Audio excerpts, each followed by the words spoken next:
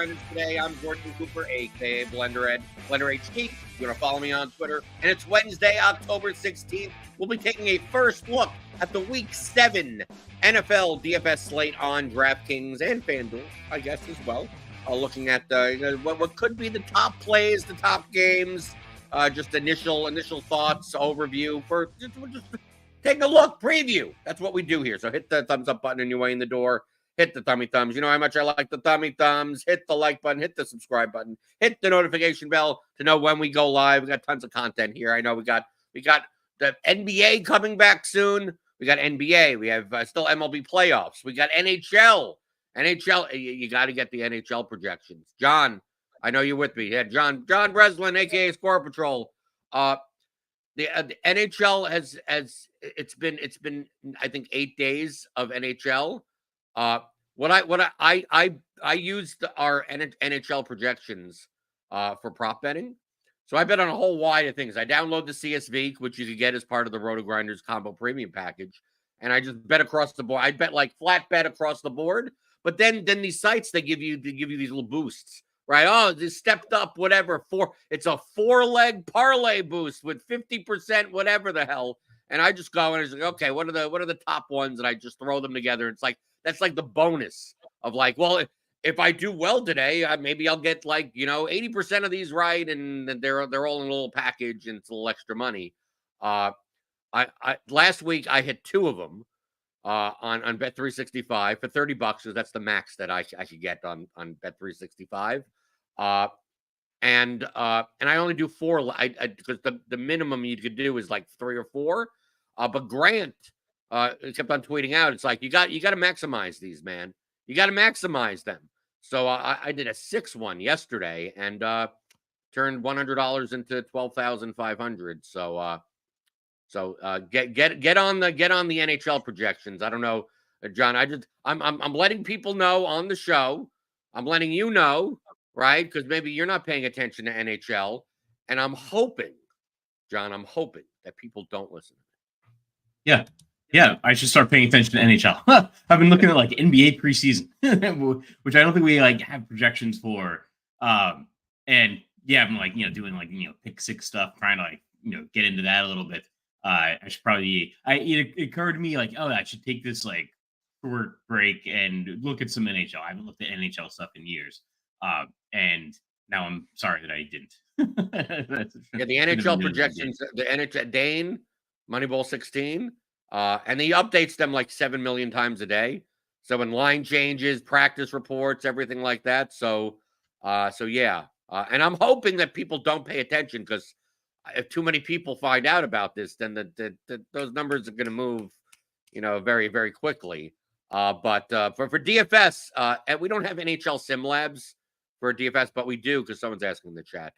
Sim Labs is available for NFL, MLB, NBA, and PGA. Currently, I'm assuming they're working on more sports as well. And if you get a Combo Light subscription, you get access to Sim Labs for all those 4 sports, as well as all of our premium written content and research tools, which includes Gridiron IQ, Plate IQ, Court IQ. You don't get lineup HQ, right? You don't get some of the simulate, some of the sim output stuff, but you get pretty much our premium content and Sim Labs to go through and build your lineups that way. And that's a little bit less money, but that's across the board. So click on the link in the description, get $10 off. Get $10 off of that the first month, or $40 off your first month of Combo Premium. So there's my sales. John, good sales pitch, even though we already use all this stuff. I mean, that's the thing that maybe people don't understand. Like they look at you, John, that you're always the guy on top of people on in the DraftKings and FanDuel leaderboards, right? You already score a ton of first place finishes, even this year already in NFL. And you use the same tools that anyone else could get here, right? Yeah, exactly. Like, lineup HQ, use the projections. Big fan of the Blitz, stepping in here for Cardi on a Wednesday. We don't always see a lot of each other on Wednesdays. But yeah, exactly. I mean, I think the projections are key. Like this is not like I wandered into the NBA like projections Slack channel once, And I was like, oh, I don't belong here. These guys are like talking about things like way like they're like, well, how is this going to adjust his assist rate in the fourth quarter? Like when this guy sits, I'm like, oh, okay, this is like way more complex. This is not like some guy throwing darts at a board or something and going 13.52 for the like they know their stuff. So yeah, good team here. But we'll try to know our stuff here on a Wednesday for a Sunday slate. We have 10 games on the docket. We got obviously the early game, Patriots Jaguars. That's showdown stuff. We got Sunday night football.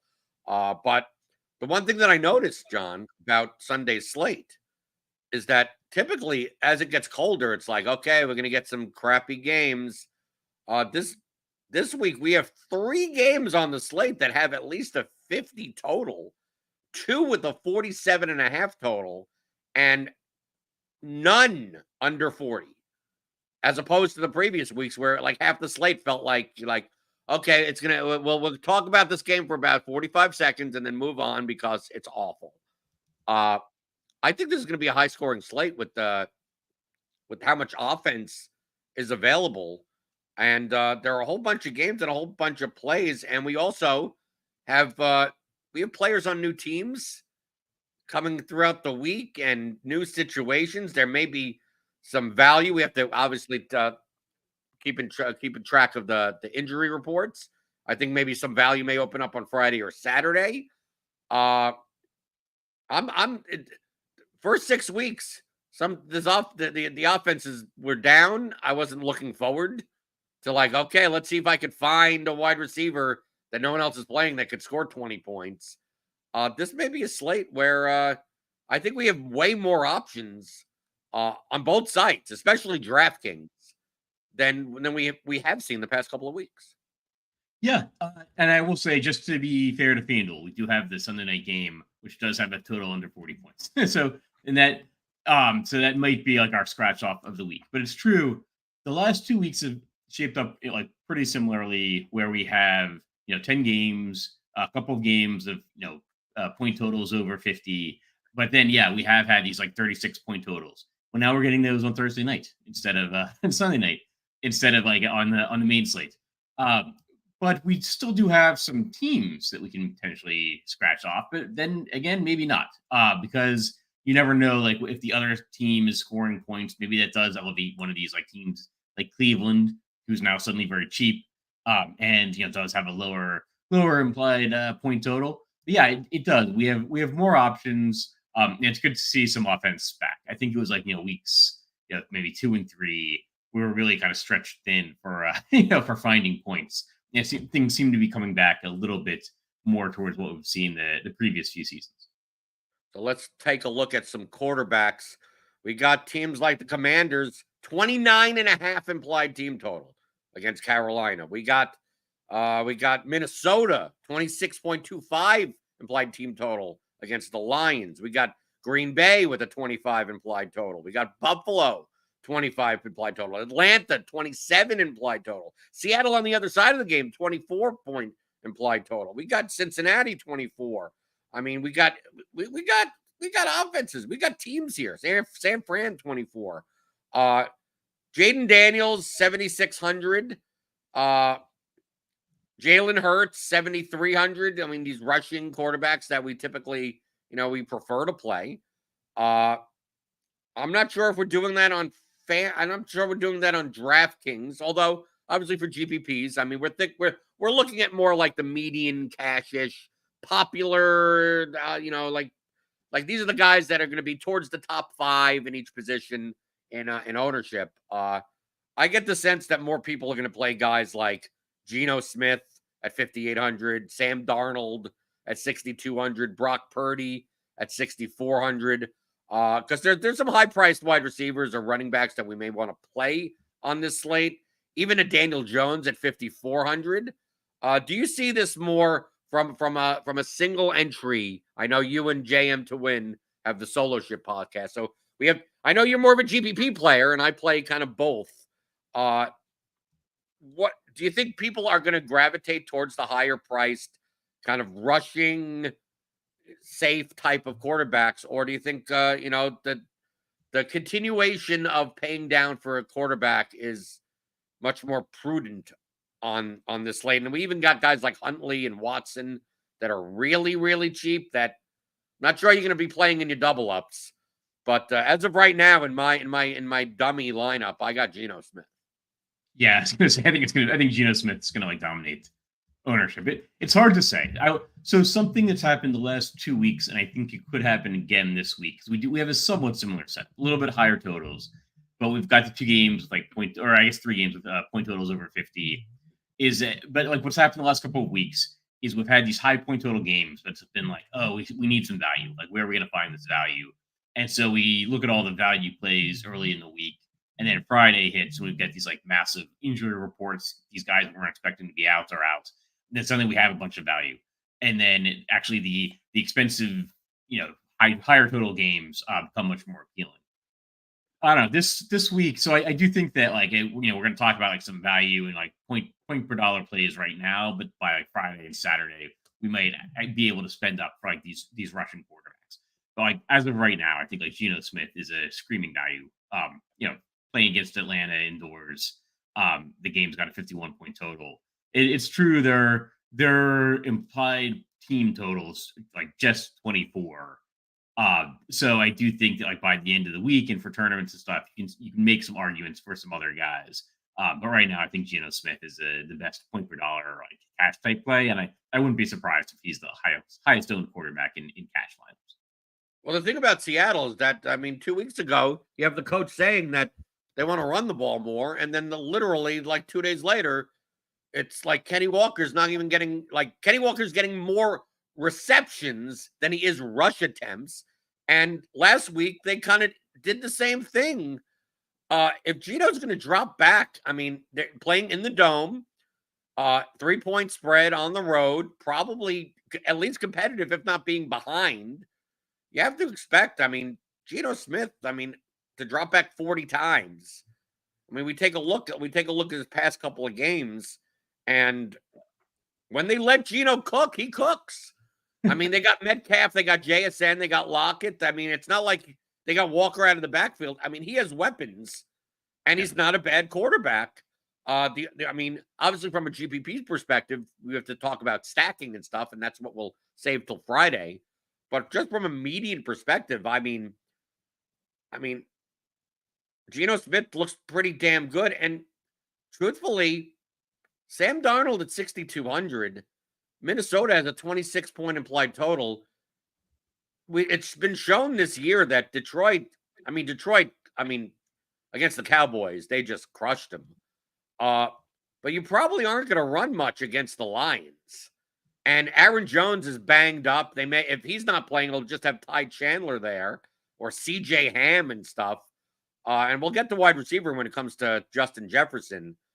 But, Geno is 400 cheaper, but wouldn't you consider Sam Darnold to be in a similar spot, being that indoors, this time as a favorite? And, hey, Darnold's weapons are with Addison and Naylor, are kind of similar to the Seahawks.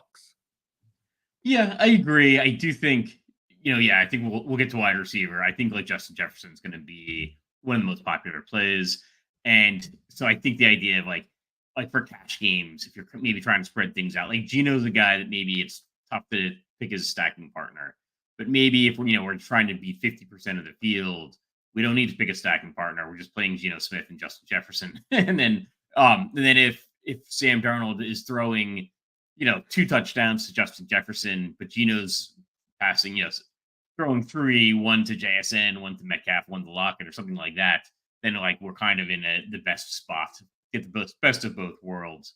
So yeah, I would still prefer Geno at a cheaper price, I think, than Sam Darnold. But like Darnold will be, definitely somebody I'm interested in for tournaments. And I will just throw out, I think I'll be interested in Jane Daniels, especially if we get more value.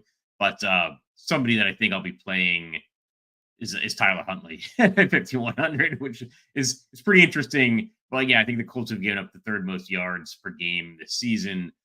It's indoors. Like he looked awful against Tennessee, but this is a different Colts defense. I think Tennessee's allowed the fewest yards per game. Colts have allowed the third most. He's getting an extra week in the with the team, getting used to the receivers and stuff. So I think Huntley is somebody I'm going to be interested in as well, as a super value play. On the other side of the game, the last quarterback I wanted to talk about is not on the screen because the Blitz doesn't have him in, but our RotoGrinders projections has him in. We don't know, right? They played a little coy last week. Anthony Richardson, 6K. The Colts are at home with a 23.5-point total facing a Tyler Huntley-led Dolphins team. I mean, Anthony Richardson has a similar profile to a Hurts or Daniels, just they're not as good as Hurts and Daniels. He's probably going to run the ball a bunch. The Colts are probably going to have a lot of the ball. I don't trust Anthony Richardson throwing the ball, although he can throw bombs. What do you think as far as I feel so much more comfortable with Geno Smith, even with the lack of rushing upside. Because do you feel that if Anthony Richardson starts this game, are you more inclined to play this game with Anthony Richardson in or with Joe Flacco in? And the second question, are you concerned that if Anthony Richardson starts and sucks the first half, that Flacco just comes in and you wouldn't have wanted to play Anthony Richardson at all at that point? Cool. I would be interested in Anthony Richardson, and I'm probably more interested in the game and the team. I'm playing the Colts side if Anthony Richardson is in, just because of the rushing upside.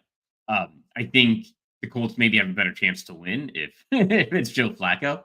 But I would be more interested from a fantasy perspective in Anthony Richardson. But I'm hoping the Colts don't think they have a better chance to win with Joe Flacco because of the dynamic you just mentioned, which is Anthony Richardson starts, and I'm more worried about him maybe coming out of the game because of injury. I think at this point in his career, he's left more games early than he's finished. But it's 6K. I think you'd have to have some interest. I didn't realize, I didn't see him using the blitz projections, but I believe they've said they expect him to start. So that would actually be a really interesting play. But it's obviously very, very dangerous for tournaments. Okay, let's go to running back. We got a bunch of running backs to choose from. We got to wait for some news. This is the blitz projections that do not have the usage updates. So James Cook could be back for Buffalo, and we won't have a Ray Davis. We're still waiting on Anthony Aaron Jones, if he's going to be in. Anything else on injury wise?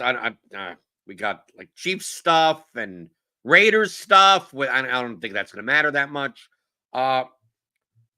Obviously, the usage projections are not in because obviously, if you go to the RotoGrinders projections, it's slightly different because nothing's really been updated, other than algorithmically at this point. The first running back I thought about playing on this slate that makes me feel the most comfortable is the Rams have a 25-point implied total at home against the Raiders. I'm not sure. Kyron Williams at 8,100 feels like the best play from a floor perspective, but maybe I'd rather have Justin Jefferson in my lineup at wide receiver than pay up at running back, because we do have running backs that are $1,000 to $1,500 cheaper than Kyron Williams, which project out to be pretty good plays as well. So obviously San Francisco, we don't know what's going to happen with Jordan Mason. If he's out, Garendo, they priced up to 6,600, so it's not like he's a screaming value. What are your first thoughts looking at the running back position? Because if Spears is out, Pollard, Tennessee barely. The problem is that the running backs that rate out well for price are on teams that could get trucked. So, if Spears is out, I like Pollard because he's probably going to see 90% of the backfield work. But Tennessee's on the road with a 16 implied point total. And then Chuba Hubbard, he's had one of the highest opportunity shares in all the NFL. But he's on a touchdown underdog on the road with the Panthers. Although, at least with Hubbard, you're going to get a lot more of the passing work So like Pollard and Hubbard are those like cash plays, but I always side with give me favored teams, give me efficient offenses, and I look at a team like the Rams. I look at a team like the 49ers and like those types of teams, and I feel more comfortable playing those running backs. Well, yeah, and I have a running back for you. You know, that's $1,000 cheaper than Kyron Williams. He's 3-point favorite indoors. But yeah, Bijan Robinson, I think is too cheap on DraftKings. I haven't looked at his price on FanDuel. Last week, I think he was the 8th or 9th most expensive running back on Yeah, DraftKings. he's 82. He went down. He was 8,500 last week. He's 8,200 this week. Okay, and so there's clearly like a Tyler Algier concern, but I mean he was 5 yards away from 100 last week. Seattle, I think, what gives up sixth most rushing yards per game. Atlanta's a 3-point favorite at home. Like even with Algier working in, I think at 7,100, Bijan Robinson looks good, and he's going to look good on those like Geno Smith teams too in tournaments. People are going to like play Geno, play Bijan, and then play a Seattle wide receiver. So I do like Bijan. I like Kenneth Walker too, with all the receiving work he's getting at 7,300. Chuba Hubbard, I think there's a Jonathan Brooks concern. Brooks was like activated, his practice window was activated or something. So we were expecting Brooks to come in at some point this season and start getting some work. Now that might just mean he's taking the Miles Sanders role at first. But it's at least something to keep an eye on as the week goes on. Any coach speak.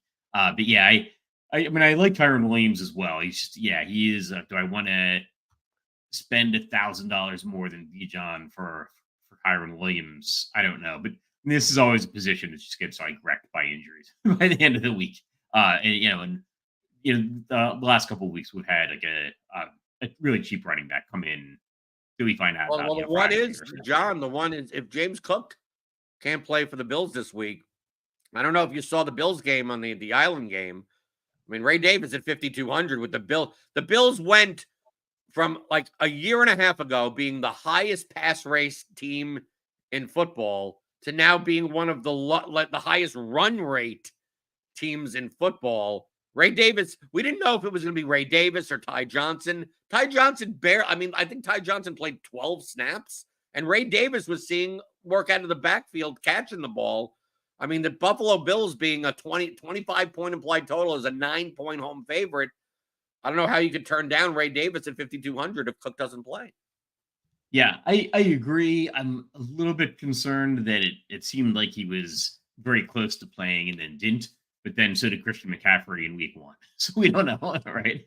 But I agree. Yeah, if Cook is out, like Ray Davis seems like he's getting the majority of the work, right? Like it wasn't a timeshare. It was the Ray Davis show. So I agree. I think Ray Davis would be value. It's really difficult to get away from at 5,200. I would worry though that it goes again to the wire, so that we're sitting there Sunday morning trying to figure out whether it's Ray Davis or Cook. But Ray Davis looked great, and he looks great at 5,200. Well, we talked about Darnold and Jefferson, but Minnesota still has a 26-point implied total at home indoors. If Aaron Jones is healthy and good to go at 6,500, he looks in that range also. That I'd much rather play an Aaron Jones than a Tony Pollard. I mean, like I know, like if Tajay Spears is in and he's fine, I don't think I have any interest in Pollard because I'm not. I mean, the Titans I think may have the lowest. Yeah, they have the lowest implied total on the entire slate. Cleveland has a higher total. Okay, to put things into perspective, the Browns have a higher total than the Titans. Like Pollard is appealing only from a volume standpoint if Spears is out. But Aaron Jones is another person that is like Anthony Richardson, that you play him in good spots. He does well in one quarter, and then you don't see him for the rest of the game because he got injured. Yeah, I guess like concern with Aaron Jones is he's facing Detroit. He gives up like the third fewest rushing yards per game. But he's well priced at 6,500. I don't know. Tony Pollard's a guy that I'd probably want to be under the field on at that that implied point total. Even though Buffalo does give up more rushing yards per game than like Detroit. Yeah, I think 16 points. When you say like, oh yeah, it's like lower than Cleveland, like that's not a good sign. So yeah, I like Tony Pollard kind of like bailed people out with a touchdown last week. But yeah, I would probably, I don't know. I'd probably maybe try to get away from both of them and hope that Ray Davis is is playing. But like, I like Kenneth Walker. I would like try to find $800 or whatever to get up to Kenneth Walker at 7,300. Let's go to wide receiver. Obviously, Justin Jefferson, 8,500 in a 26-point implied total for the Vikings at home against the Lions. I think the next best play is Drake London. The Falcons have a 27-point implied total. His target share is now up to like 30%. I played Bijan in London in cash last week and cashed all my double ups. Why wouldn't I try again this week? To me, I think it's clearly, I don't think you can play Jefferson and Amon-Ra St. Brown together, nor do I think Amon-Ra St. Brown is as good of a play as Jefferson. But to me, number 2 on the list is Drake London. And then if Flacco is in, I think Josh Downs at 5,700, like one of the Colts wide receivers. And after that, I think there's a lot more of a drop off that, then we go down to like more cheaper receivers. So what are your thoughts on the top end of wide receiver? Yeah, top end of wide receiver, it's Justin Jefferson. I think we're gonna see a ton of lineups that are like stacks of this Seattle Atlanta game with Justin Jefferson. Like that's gonna be like the base lineup this week for tournaments and probably for cash games. Yeah, I think Justin Jefferson's best. I think Drake London is going to be second there. He's always underpriced. And he always like has a bunch of bad games, price drops. He has a couple good games, price rises, and he goes back. but hopefully he stays consistent, and is a good performer going forward the rest of the season. And then it's funny. I think we're going to see like some Browns wide receivers as well. Well, then talk the other way. Amari Cooper is 5,800 on DraftKings. I think he's like 6K on FanDuel. I think probably a better play on FanDuel than on DraftKings. Cooper is now going to be on the Bills. The Bills really, he's going to just walk in and be the number 1 receiver, I'm assuming, right? Everyone they have is either a slot receiver or bad, or Keon Coleman, who can't run routes at all. Are you willing to take? Obviously, we're talking about cash games. I don't think you're playing Amari Cooper in cash games, but talk about Cooper and then also talk about, well, with Cooper gone, this Cleveland, Jerry Jeudy's 4,800, Elijah Moore's 3,200. I'm not big on the Cleveland offense at all, but the Bengals defense, it's not like they're good. Can I get 12 points out of one of these guys? Probably. But would I rather play one of the Browns receivers or play Juju Smith-Schuster for 4,000 against the 49ers for the Chiefs? Because we saw in the Island game with the Chiefs that Juju, at least in that game, has become Juju and Kelsey. Juju is basically taking over the Rashee Rice kind of role, the little slant guy in the middle that gets, the 7-yard pass and then runs for 10 yards. I feel much more comfortable with Juju than with the Cleveland receivers. But how about this range in general? Are you willing to play Amari Cooper on FanDuel? Probably. At 6,000 on FanDuel, that is like a better price than 5,800 on DraftKings. The Titans give up the fewest passing yards per game, though. So I don't know.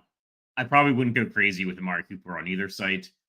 6,000 is a pretty good price on FanDuel, though. I think he might see some ownership because of the narrative, and people might not realize how bad of a matchup is. And it is, and Buffalo is also a heavy favorite. So I'd probably be more interested in Ray Davis than Amari Cooper, right? And does he need to adjust? Buffalo might look at this game and say, we want to get Amari Cooper warmed up a little bit. Then if they're up 2 touchdowns, maybe they're just running the ball and seeing if Tennessee can catch up, and Tennessee probably can't. That's kind of what the line is is telling us. But anything can happen. So I'd certainly be interested in Amari Cooper in some tournament lineups, but probably wouldn't go crazy with him. I'd probably be playing more of the Browns at their extremely cheap price. But yeah, I do think like Juju Smith-Schuster, there's a pretty good argument for playing him over the Browns guys. I'd probably be more interested in Juju. San Francisco, really good defense generally, but they do give up a lot of receptions. And so you could see like if Juju's like kind of stepping into this Rashee Rice role, and he's like the last wide receiver standing, then yeah, I'd probably prioritize Juju Smith-Schuster. But yeah, we're talking about like Juju Smith-Schuster versus like Elijah Moore in 2024 DFS. But it's great. Yeah, go with Juju. Lastly, on FanDuel only, another guy that is on a new team is the New York Packers, the New York Old Packer. It's starting to look like they should be wearing cheese heads in New Jersey. Obviously not on the DraftKings slate because it's the Sunday night game, but Devontae Adams is 6,900. Do you think that he just walks? If you told me, I don't care if they're facing the Steelers, that old school Packers Devontae Adams was 6,900 on FanDuel against anyone, he'd probably be in my cash lineup. But of course, when he played for the Packers, he may not have had like a guy like Garrett Wilson there at the second wide receiver spot. I mean, they had Aaron Jones there, but I mean, you still have Breece Hall taking work. What do you think? Do you think Adams maybe not? Maybe he may not make my cash lineup, but you have to think that like if he just walks in and like dude, how much chemistry does Rodgers and Adams already have with those like 1-yard touchdown passes and stuff that like maybe Adams doesn't get 100 yards against the Steelers, but the Jets may be able to move the ball and maybe he scores 2 touchdowns. Yeah, I'm glad this game's not on on DraftKings. Because even at 6,900, without the point per reception, the full point per reception on FanDuel, it's a little bit harder to get there against the Steelers in week 1. I think that allows us, the fact there's only a half point per reception allows us like to see how things like play out for a week. Because like, yeah, Garrett Wilson is still there. Alan Lazard is still there. I think Mike Williams is still there. Is Mike Williams still No, there? Mike Williams is gone. They got rid of him. No, he's gone. Did they cut him or did they? I think they cut him. Okay. Man, I was recommending him for like Monday Night Football just today. Anywho. Yeah. So, man, things come at you fast. I would say that like I'm more worried about like Devontae Adams getting like 8 receptions and 90 yards or something and being a good point per dollar play on DraftKings, but he's not available on DraftKings. So I would probably not like prioritize getting Devontae Adams into my lineup on FanDuel. Like, they're still like the Steelers are a bad matchup. They're still, they've got a implied point total below 20 points. So I'll probably like take a little bit of a pass on Devontae Adams this week on FanDuel and just see how things evolve. Any other wide receivers that are on your radar for more smaller field cash game type of lineups? See, me like probably like Ray McLeod is still a little bit too cheap, and it's a good matchup against Seattle. It's part of this like Atlanta Seattle game, but he's probably not going to see as high ownership as Drake London. So there's a little bit of leverage there. Probably, yeah, Josh Downs still a little bit too cheap at 5,700, and I think I'd be interested in him even if it's Anthony Richardson. Maybe Jaden Reed. So yeah, Jaden Reed 7,200. See, yeah, going up against Houston, like that's a pretty good point total game. Might not go crazy, but somebody I definitely want to take a look at. Obviously, on Friday we'll be talking about GPPs, so this is just kind of a, who's the more popular plays, the high median value plays, high projected plays, rather than talking about leverage and correlation. We'll be talking about that on Friday. Tight end, typically the tight end wasteland. Maybe not so much this week. Brock Bowers, for the Raiders, although like I said, typically in cash games, I want to play teams that have higher implied totals that are favorites, that are much more likely to be efficient with the ball. So like we have in the blitz right now, obviously on Wednesday, Bowers and Njoku up here. But Travis Kelce at 6,300. I mean, typically we pay down a tight end in cash games, but if he gets the usage like he did the week before without Rashee Rice in there, I mean, Kelce as a wide receiver at 6,300 I'd still be willing to play him. But another guy that's not in here because we don't know the status of Dallas Goedert is Calcaterra.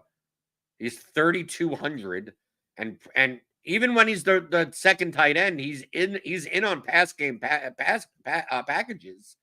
The Eagles, 23-point implied total, probably not going to be a very. Eagles are probably not going to be a popular stack on the slate, but at 3,200, if Goddard doesn't play, I mean, he's basically going to be the starting. I mean, he's the only tight end that has hands, right? So then they use and they typically use two tight ends anyway. So he may be on the field. He may be in 100% of snaps or somewhere close to that. Are you at tight end based on like roster construction? If we're paying up for Jefferson and we're playing like 6K running backs, are we going to have the money in order to pay for Travis Kelce? Or are you more likely to spend down on tight end? But I probably have to see how the rest of the injury situations evolve. Yeah, there's some cheap tight ends. Like Eric All is only 2,700. That's not terrible. Like that's even cheaper than Calcaterra. I guess Goddard's a hamstring injury, and man, those do tend to like linger, right? I'd probably right now I'd probably say Calcaterra. Like there's really no tight end that's in a complete smash spot. Well, with Amari Cooper gone, I mean, doesn't David Njoku technically? We talked about Judy and more. Isn't it much more likely that Njoku becomes the top target earner on the team? Yeah, I do. Yeah, so Njoku will definitely be in the mix. I don't know, like it's tough because like, do I want to choose between the Raiders offense or the Browns offense? No, but it's also tight end. So it's, I know I would probably lean towards Calcaterra over both of those guys because he's cheaper and he's on a better offense. But it depends. If we get a bunch of cheaper value plays at like wide receiver, at running back due to injuries as the week goes on, like if we get a 5,200 Ray Davis, then maybe I am more interested in Brock Bowers.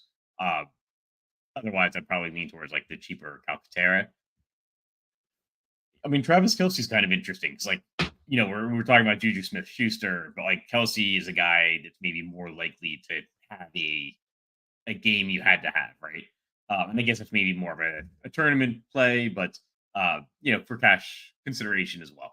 I think Kelce would be interesting, but he's the most expensive. So I don't know. It's a tough call. I think Kobe Parkinson would be in there as well, for consideration, 3,800. I think you could go a lot of different ways at tight end this week. I don't know that I love any of them though. Like they all kind of have their flaws. I think Kelce is more of a play on FanDuel, where the pricing is a bit softer. Where going down to Calcaterra is only like not even a 2K, like a $1,900 difference. Versus on DraftKings, where it's like a $3,200 difference, $3,100 difference. So a lot of times you're able to fit in the higher price tight ends on FanDuel more than on DraftKings. And DST, I mean, early in the week, I mean, playing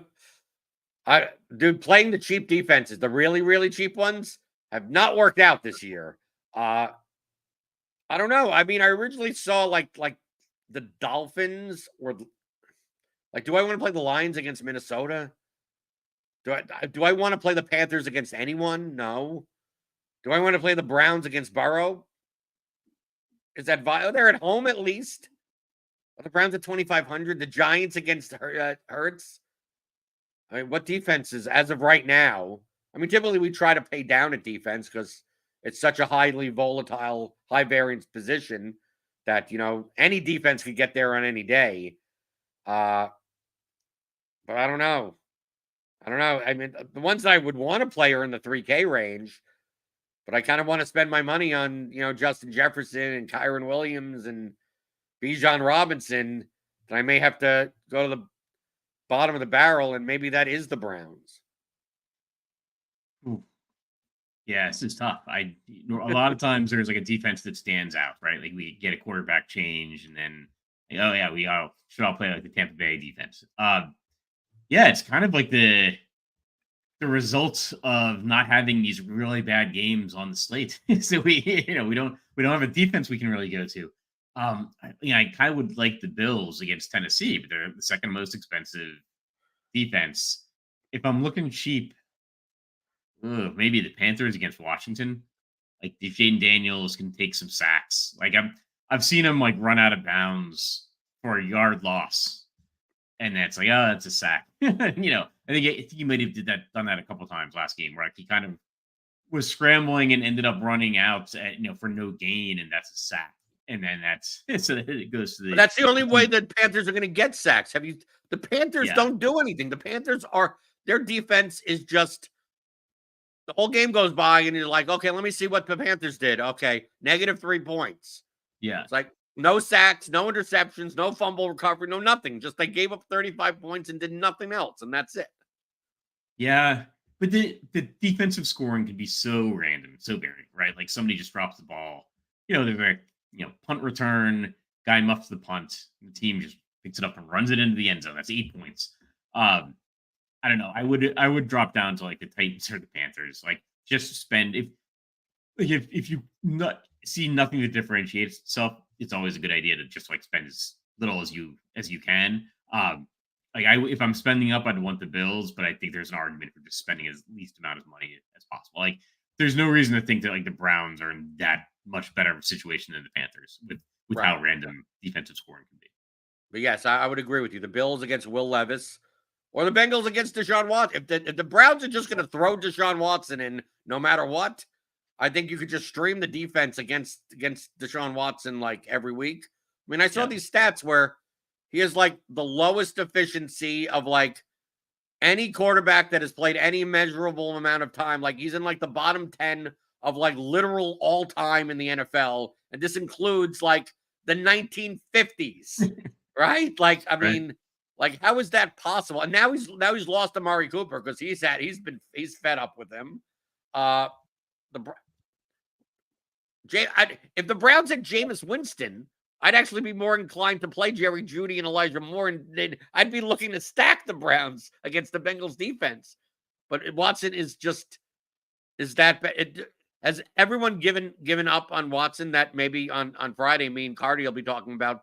Well, if people are playing these cheap Browns and possibly Njoku, but no one's playing Watson, why don't you get different by just playing Watson with those guys? And I end up with 2 lineups out of my 10 of Brown stacks, and then they scored 10 points. It's like, but if it was Jameis Winston, it's odd to say. I know we're going to talk about GPPs on Friday with Cardi. It's odd to say that if Winston was in for Cleveland, I'd be very excited to play Brown stacks this week. Yeah. Maybe that's the sneaky backup quarterback play is put in Winston and see if there's a halftime change. But he's the same price. They're both really? the same. They're both the same price. Okay, it's not that bad. Sense. The backup is cheaper. Is not even cheaper than the starting quarterback. Yeah, that makes sense. They're probably like hedging their bets. DraftKings thought of this before I did. I hadn't looked at Winston's price. I would not play Jameis Winston. I don't know. I'll probably be playing some Deshaun Watson, to be honest. They are at home, and they may have to be. Cincinnati's not like an intimidating defense. This is not a thing I would do for cash games, but I will almost certainly be playing some Deshaun Watson in tournaments. And you're most certainly, since you mentioned Tyler Huntley, be playing some Tyler Huntley, Tyreek Hill lineups indoors in Indianapolis. Yeah, actually, I don't mind Miami this week. Just because, they're indoors, and like Tyreek Hill can take a screen pass and 80 yards, right? Like we're so used to that. I think there's something to be said for trying to be over the field, assuming Miami doesn't see any ownership. I think there's something to be said for trying to get over the field on them. So anything else that we should be looking out for on this slate before we get out of here? we pretty much covered it. I mean, it's always hard to give like Wednesday takes, right? So yeah, a lot will probably change just due to injury situations. I like thinking of it. I do think like the Buffalo running game situation with Ray Davis being 5,200. Like that's the classic situation where they just couldn't price him up, right? The pricing had already come out by Monday night. So I think he would be a screaming bargain.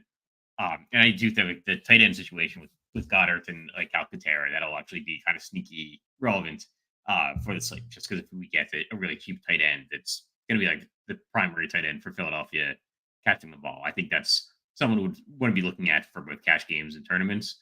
But yeah, I think just the injury situations and keeping on top of that through Friday, Saturday, and then into Sunday morning is going to be important. But you'll have your hitting the nuts article out on Friday, I'm assuming. Yeah, that comes out on Fridays. Have the solo ship show on Fridays. Then all of the lineup HQ tags. Got the consensus value ratings. Those will come out probably later tonight and tomorrow morning. And then we'll have the expert survey as well. So yeah, got everything covered here. And you can get most of that with a combo light package. It covers all the sports, but you get the premium content as well as sim labs together. So you won't get the lineup HQ tags. You won't get some of the more advanced stuff, but you can get a light version of the combo premium package. I recommend the combo premium package. You get everything, the props and pick'em stuff. You get all the statistical projections. You get lineup HQ. You can build a million lineups. You get sim labs. You get everything. But if you want a slightly cheaper, slightly lighter version of the package, we do have that available. Click on the link in the description for more information on that. Tomorrow, I will be on with, I believe, Will to talk props and pick them for NFL. So use our projections, use our statistical projections or the blitz projections or anything. We have cricket projections for pick 'em sites if you want it. Right, I haven't looked at that, but Jamino does make cricket projections. We have college football projections. We got projections in all different sports. So check that out. We'll be talking all about NFL props and pick 'em tomorrow, and then on Friday, Carter will be here. We'll talk a little bit about GPPs for Week 7. So hit that thumbs up button on your way out the door. Right, let John do the little. I'll try. I have to practice your wandering thumb. That is a thumb, people. It's a thumb, right? Right. If it was going up and down, and maybe it's not a thumb, but it's a thumb, right? That is his thumb. So hit that thumbs up button, hit the subscribe button, hit the notification bell to always know when we go live, because I'm always here going live Monday through Friday, 11 o'clock Eastern, talking about all things you're thinking about in daily fantasy, props, and pick 'em on RotoGrinders Today.